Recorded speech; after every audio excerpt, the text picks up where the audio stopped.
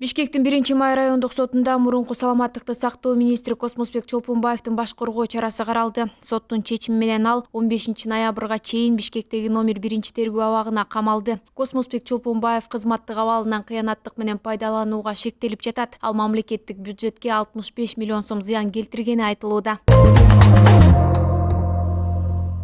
Өлкөдө бир сутка ичинде COVID-19 илдети дагы 91 адамдан аныкталды. Бул 10 күн мурда көрсөткүчтөн 23 кишиге көп. Бул тууралуу саламаттыкты сактоо министринин коомдук саламаттыкты сактоо башкармалыгынын жетекчиси Айнур Акматова 18-сентябрдагы брифингде билдирди. Расмий маалыматка караганда Кыргызстанда коронавирус 45 244 кишиге жукту. Анын 41 415 айыкты. Вирустан 1063 адам кайтыш болду. Учурда 547 бейтап, стационарда 1772 үй шартында дарыланууда.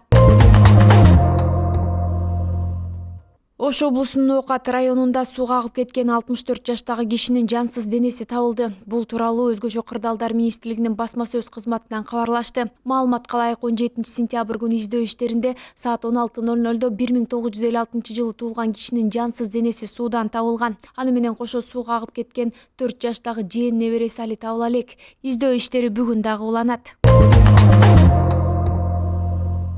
Талас облусунун айылдарына түндө калың кар жаады. Жергиликтүү тургундар кадрдын видеосун тартып социалдык тармактарга жүктөп жатат. Маалыматка ылайык кар Талас облусунун кире беришиндеги Талды булак айылына жааган. Кардын калыңдыгы 3-4 сантиметрге жетет. Белгилей кетсек, буга чейин Өзгөчө кырдаалдар министрлиги 17-сентябрдан 21-сентябрга чейин өлкөдө жамгыр жаап, тоолуу райондорго кар түшө тургандыгы тууралуу шашылыш билдирүү тараткан. Ага ылайык абанын температурасы кескин төмөндөп, үшүк жүрөт. Батыштан соккон шамалдын ылдамдыгы секундасына 4-9 метрден, айрым жерлерде 15-20 метрге чейин жетиши ыктымал.